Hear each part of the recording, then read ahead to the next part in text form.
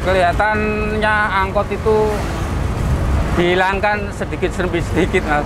Pertama itu kredit motor itu, ya, HP juga, nah, terus pesaing online juga. Apalagi sekarang ini ada bis Surabaya, bis BTS juga kan sekarang kita berimpitan juga. Ya saya kira untuk bantuan ya paling tidak itu memperhatikan orang kecil lah. Barangkali pemerintah untuk mensubsidi sopir-sopir angkot yang prihatin sampai sekarang. Kalau ada sing beli agak mahal sedikit ya saya jual sudah. Saya sudah nggak punya harapan untuk led.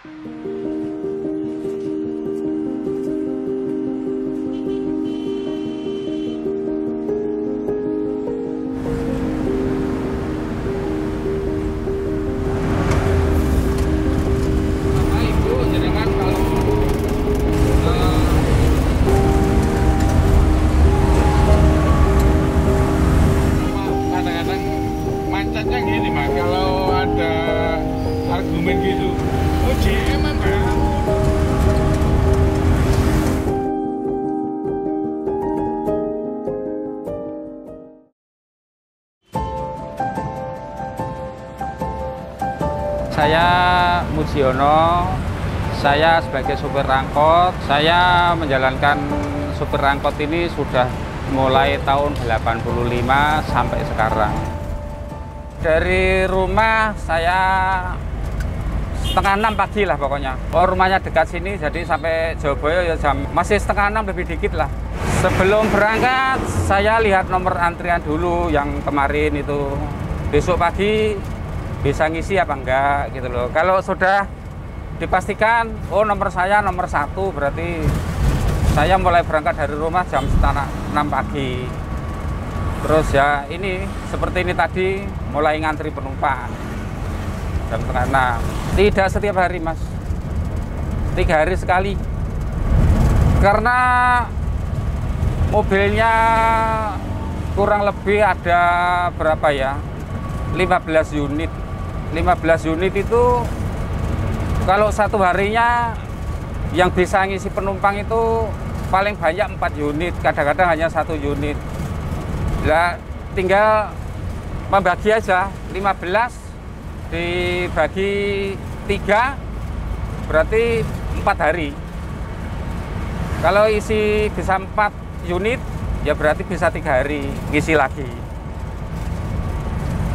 Kalau ngisinya 1 hari itu hanya bisa ngisi 1 unit angkot, berarti saya kadang-kadang pernah 1 minggu sampai 8 hari juga baru ngisi lagi. Kalau sekitar tahun 85 itu malah bukan 3 pp, Mas. Satu unit mobil ini bisa 7 pp, Mas, 1 hari itu. Terus menurun akhirnya ya masih lumayan, masih 3 pp 1 hari. Terus menurun lagi, mulai ada COVID ini, ada PPKM ini, sudah hancur. Mulai PPKM pertama sampai sekarang sudah hancur. Tahun 2019 masih tiap hari, 1 unit. Mulai tahun 2021 sudah mulai 3 hari sekali.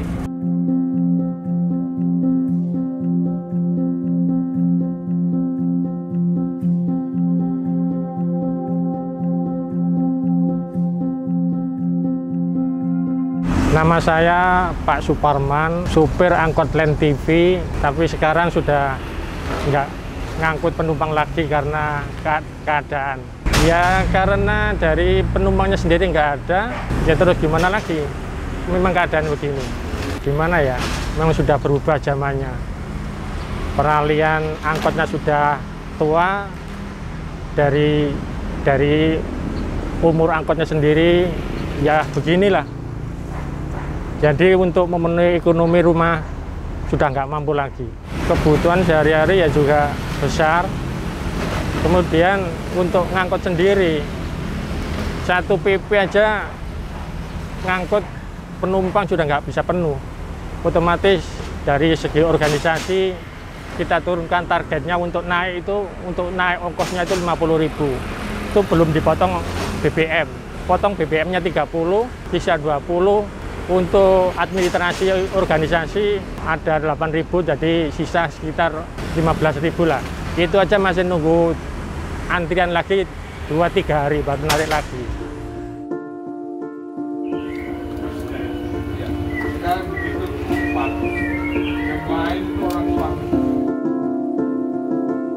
Nama saya Bapak Wawan, profesi saya sebagai sopir angkot Line G. Saya kerja di Line G ini mulai kurang lebih tahun 90 sampai sekarang.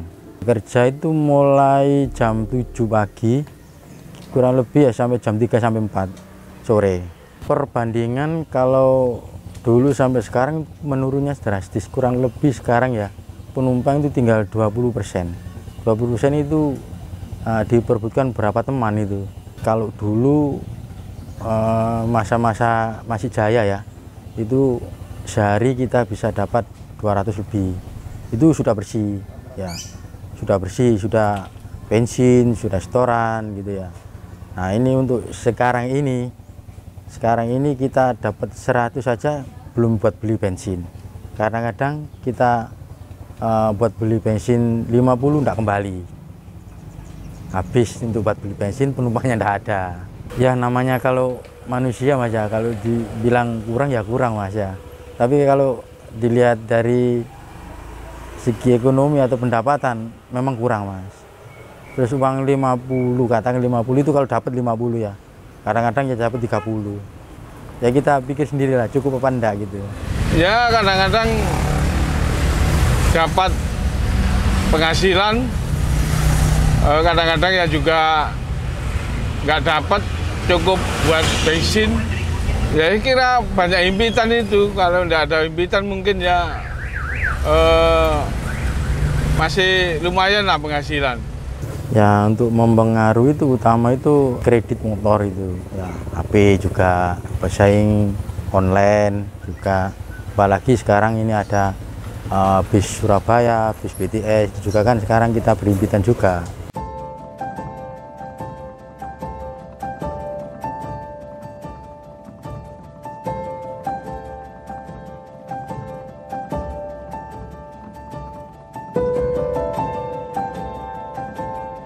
Kalau kondisi angkutan kota di Surabaya itu bisa dikatakan hidup segan mati tak mau gitu ya.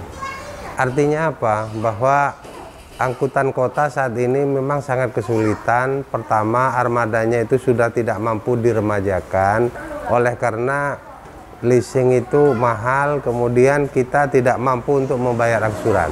Keberadaan angkutan kota di Surabaya ini berjalan apa adanya. Angkutan kota sepi itu bukan hanya faktor pandemi, tetapi banyak faktor. Pertama, jumlah kendaraan roda 2 itu terlalu banyak. Ditambah lagi dengan adanya aplikasi. Nah, disinilah barangkali bisa saya sampaikan bahwa masa keemasan daripada angkutan kota itu ada pada tahun 80-an, kemudian sampai tahun 90.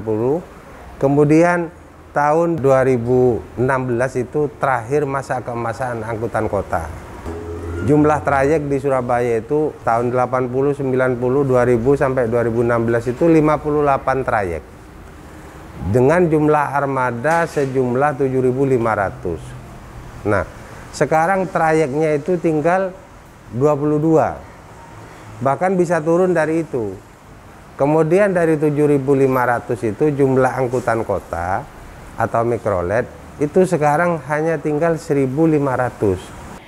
Kami berusaha untuk memberi pemahaman karena sekarang angkutan harus ada perubahan. Secara teknologi ada perubahan, angkotnya sudah perubahan supaya masyarakat juga merasa nyaman, aman naik angkutan kota dan tepat waktu untuk perjalanan. Bis Trans Semanggi Surabaya ini kelihatannya bertahap-tahap akan memenuhi 6 koridor kalau nggak salah ini. Hampir semua lain ini terhimpit dengan adanya bis tadi. Sebetulnya kalau bilang selesai ya kita tetap harus berusaha untuk menjadi pelayan di transportasi. Cuma mau tidak mau angkutan kota harus bisa mengikuti perkembangan ya teknologi. Sekarang kan pakai Android. Tadi penumpang tahu jarak antara satu angkot ke satu lain itu tahu kan seperti itu. Kalau nggak jelas ya kita tetap ketinggalan kereta nanti. Penumpang kan enggan ya. Nah, ini masih bisa ngomong saat ini karena bis belum sepenuhnya untuk ya, operasi. Rencananya kan 6 koridor itu ini kami karena sudah lama menjadi pelayan transportasi di Surabaya ya, mau pemerintah harus menguatkan kami lah untuk masuk di bis itu. Nah, ini rekan-rekan di angkot-angkot yang di anggota KKN sudah kami sudah menyiapkan untuk bisa masuk. Kalau yang sudah usia di atas 50 ya nanti bagaimana anaknya bisa, tidak anaknya kalau bisa masuk gitu. Kalau nggak bisa ya saya minta ke pemerintah untuk ada perhatian kalau masih dia butuh penghasilan untuk kehidupan sehari-harinya, begitu Mas. Kebijakan yang mana ya, yang dari segi yang atas saja sudah nggak pernah memperhatikan, sudah dipandang sebelah mata, artinya itu sudah nggak diharap ada angkot diperbarui lagi, ya terserah. Dari angkotnya sendiri sudah pasrah, orang-orangnya sudah ya sudah jadi gelandangan, banyak yang pindah haluan. Dijual, tapi gimana ya, sekarang mobil keadaan begini terus dijual 4 juta, 3 juta, kan ya sayang. Kalau ada sing beli agak mahal sedikit ya saya jual, sudah nggak punya harapan untuk land. Maunya ya berhenti aja, tapi angkotnya dijual sudah nggak laku. Lakunya ya ditimbang Mas. Nah, kalau ditimbang kan kita juga rugi banget Mas, ditimbang itu satu angkot cuma paling 5 juta. Lah mendingan nanti kalau kita sudah ada modal, saya motivasi buat jualan-jualan nasi pecel apa-apa di jalan kan bisa Mas. Gitu loh. Kalau kita pensiun kita masih punya keluarga. Untuk mencukupi keluarga itu dari mana? Kalau kita pensiun, ya kita berusaha lah supaya kita dapat rezeki walaupun sedikit. Kalau saya sih kalau masih ada pendapatan sedikit saya masih tetap bertahan. Karena apa? Usia Mas ya. Usia kalau lambat laun makin tua kan tidak laku Mas untuk kerja di driver plat hitam itu, katakan di rumah tangga atau apa itu kan nggak laku Mas. Ya saya kira untuk bantuan ya paling tidak itu memperhatikan orang kecil lah. Barangkali pemerintah untuk mensubsidi sopir-sopir angkot yang prihatin sampai sekarang. Saya itu punya 2, disupiri orang lain. Nah, dari segi saya, nggak saya suruh nyetor buat keluargamu saja sendiri, tapi juga nggak mampu supirnya. Diharapkan ya perubahan Mas, ya perubahan apa gitu sekiranya penumpang bisa kembali lagi gitu ke angkot. Kalau saya sih terserah pemerintah saja ya. Pemerintah yang penting itu bisa mensejahterakan supir angkot gitu.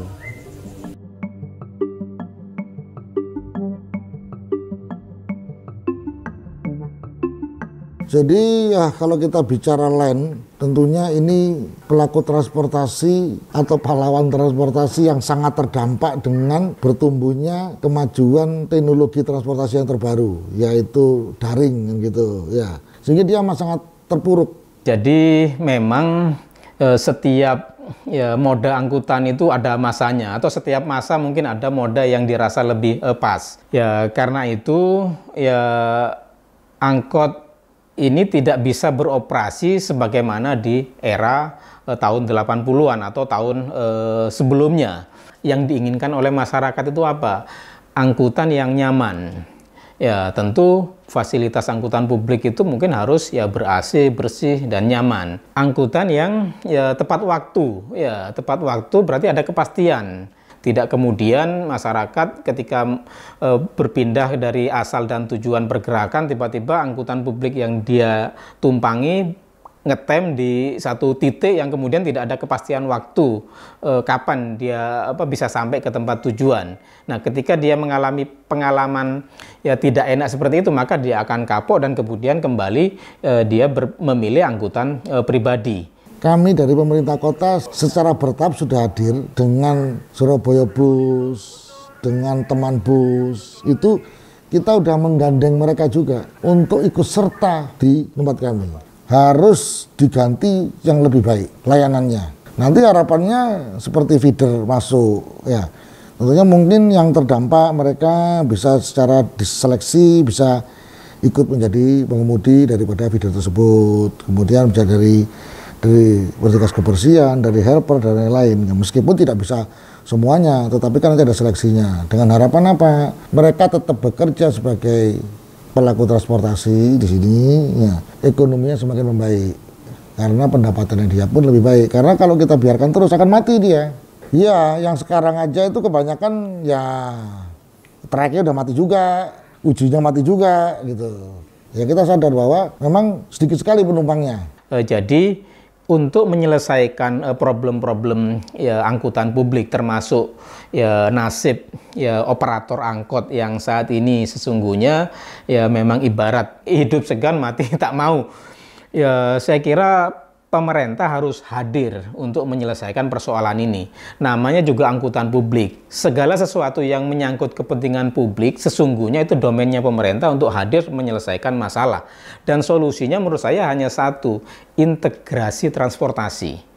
Ini yang saya kira masih belum banyak disentuh ya oleh pemerintah Kota Surabaya, bahwa memang sudah ada operasional ya Surabaya Bus, sudah ada bus Semanggi, tetapi ya itu masih parsial, belum ada konektivitas dengan angkutan feeder. Ya, belum ada rerouting, bagaimana nanti rute angkot itu ditata sedemikian bisa menjadi feeder dan sama-sama berfungsi. Nah, ketika integrasi rute dengan koridor Surabaya Bus atau bus Trans Semanggi itu sudah ditata, maka kemudian integrasi tiket menjadi PR berikutnya. Sehingga nanti mungkin perlu dikembangkan satu aplikasi yang kemudian bisa mengintegrasikan semua angkutan yang kemudian beroperasi di Surabaya Raya.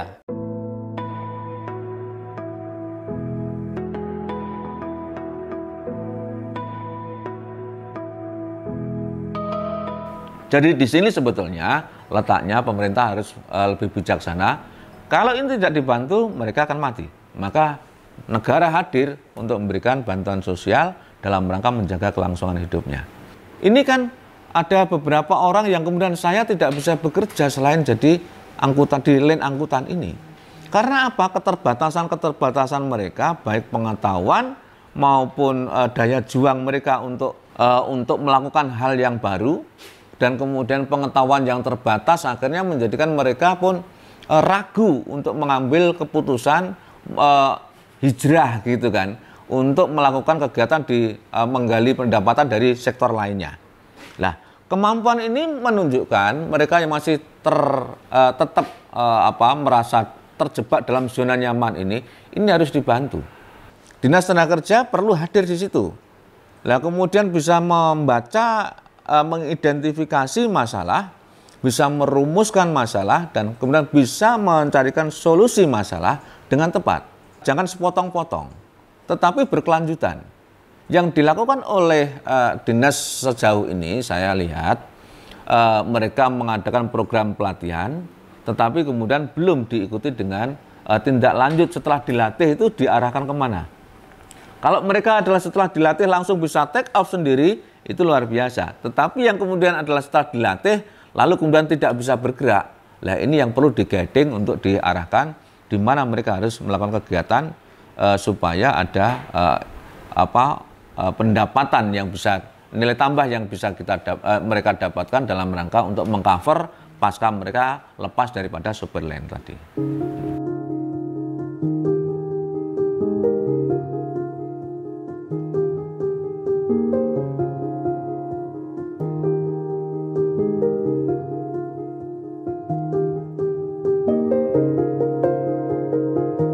Sekarang kalau dibandingkan sama teman-teman yang nggak punya rumah itu, yang nggak bisa ngkos itu, aduh kasihan banget mas. Saya masih bersyukur mas, bersyukur alhamdulillah. Dulu saya waktu angkot rame, saya manfaatkan hasilnya buat nyekolahkan anak, buat beli rumah kecil di kampung. Dulu masih ngangkat mas, beli rumah kecil-kecil gitu. Itu kesannya mas, kesannya ya alhamdulillah bisa bisa sampai punya rumah walaupun di kampung, walaupun kecil, Mas. Ditempati sampai sekarang. Kalau saya sih bangga. Bangganya itu gimana? Saya bisa ngantar penumpang dari tempat dia naik sampai tujuan, juga kita dapat keuntungan dari situ gitu, kebahagiaan dari situ, kita bisa mencukupi keluarga ya. Saya ini alhamdulillah punya usaha lain, punya warung, jadi sudahlah saya bantu ibunya aja ya, cukup 1 piring 2 piring sudah, itu aja, alhamdulillah. Itu aja disyukuri. Dari 15 tahun itu bisa untuk membiayai anak saya sekolah, kuliah, sampai ada yang jadi bidan, ada yang jadi guru. Itu. Jadi sekarang sudah saya, ya sudah alhamdulillah lah, dapat bantuan dari mereka.